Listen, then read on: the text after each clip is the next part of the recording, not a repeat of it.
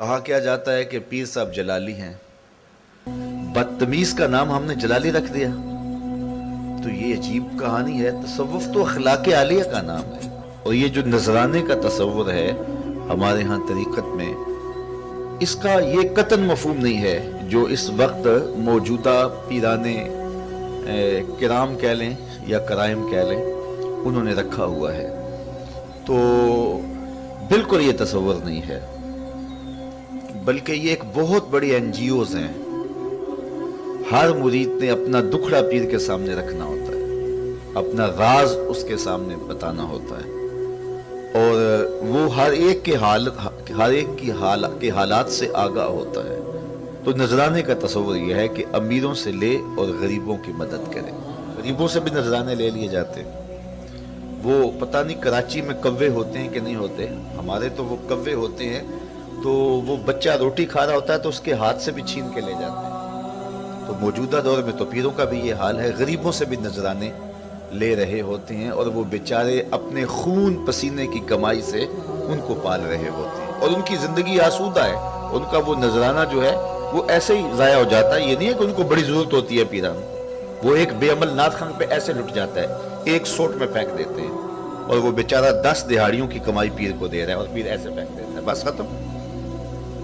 علامہ اقبال علیہ رحمہ کے پاس ایک پیر صاحب تشریف لائے، تو وہاں ان کا ایک مرید رہتا تھا۔ انہیں پتہ چلا کہ میرے پیر صاحب اقبال کے مہمان بنے ہوئے ہیں، تو وہ زیارت کے شوق میں اقبال کے پاس آیا۔ تو پیر صاحب سے ملاقات کی اور اپنا دکھڑا سنایا کہ میں نے بیٹی کی جہاں منگنی کی ہوئی ہے وہ شادی مانگ رہے ہیں، اور میرے پاس گنجائش نہیں، 100 روپے کا پہلے ہی مقروض ہوں، اور بیٹی کی شادی بھی کرنی ہے، تو حضرت آپ دعا کیجئے۔ تو انہوں نے ہاتھ اٹھائے اور دعا کی اور اسے اجازت دے دی۔ اس نے جیب میں ہاتھ ڈالا اور 10 روپے کا نوٹ نکالا، اس نے لپیٹا ہوا تھا، اور اس کو نکال کر کے نظر پیش کی۔ پیر صاحب نے اس نذرانہ کو قبول کر لیا اور جیب میں ڈال لیا۔ علامہ اقبال علیہ رحمہ سارا منظر دیکھ رہے تھے، ان کی ہنسی نکل گئی۔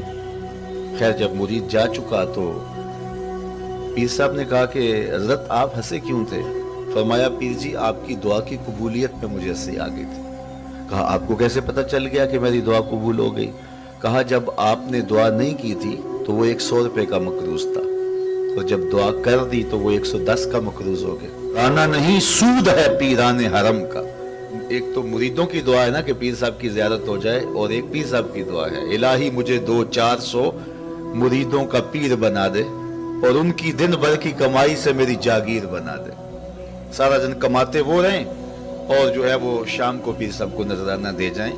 لیکن جو غریبوں سے بھی نذرانے بٹور رہا ہے اور ان کی غربت کا بھی خیال نہیں رکھ رہا، مرگ پہ جاتا ہے تو وہاں سے بھی نذرانہ لیتا ہے، تو پھر اس کو کس نے حق دیا ہے کہ اس کو پیر کہا جائے؟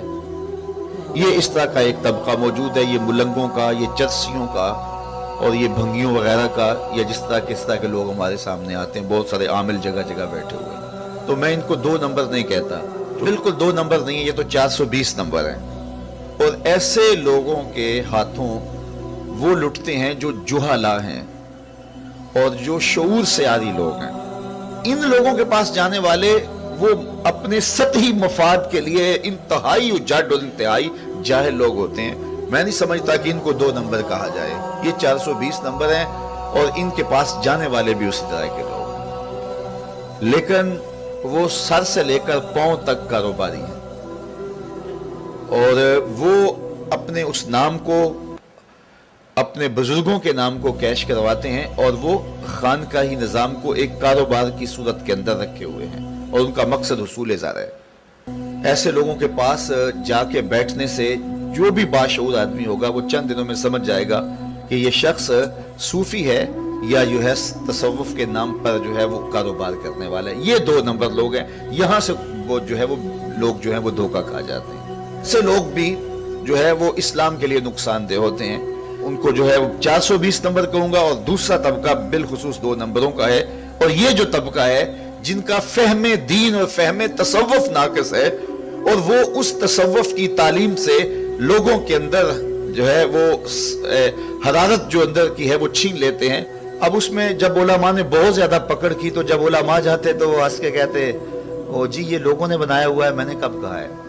और जब लोग जाते तो वो हंस के कहते यार मैं तो बड़ा कमज़ोर आदमी हूँ, बस छोड़ो इस बात को। तो वहाँ इस तरह टाल करके जो है वो गोल मोल बात करते थे और उससे उनका कारोबार चमकता रहता। तो इस तरह जो है वो बहुत सारी ऐसे वाक़यात जो है वो लोगों ने खुद मशहूर करके और उसके बलबूते के ऊपर जो है वो अपने कारोबार रखे हुए हैं और करामात मारूफ कर दी जाती हैं, जबकि उनका कोई वजूद ही नहीं होता। तो इसके खिलाफ हमें अमली तौर पे उठना होगा और तसव्वुफ की, विलायत की जो हकीकी सूरत है वो लोगों के सामने रखनी होगी। और जब वो सूरत हम लोगों के सामने रखेंगे, उससे थोड़े लोग तैयार हों लेकिन बामकसद लोग तैयार होंगे और हकीकी चेहरा जो तसव्वुफ का वो लोगों के सामने आएगा। बाकी अल्लाह ताला जल्ला शानहू अपने दीन का खुद मुहाफिज है। मौजूदा सूरत में अगर हमने अपना कोई किरदार अदा न किया और इस तरह के बाबे मलंग और इस तरह के 2 नंबर लोग पनपते रहे, परवरिश पाते रहे और मुआशरे के ऊपर मुअस्सर रहे और उनके पास चूँकि ज़राए अबलाग भी अब हर एक को, ये सोशल मीडिया जब से आया है तो अब हर एक की पहुँच में ज़राए अबलाग भी आ गए, तो जो भी जिस तरह चाहे अपनी तशहीर कर सकता है।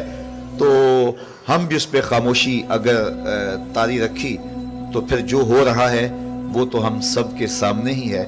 लेकिन अगर हम अपना हक अदा किया, वो कहते हैं अपने हिस्से का काम अगर अदा किया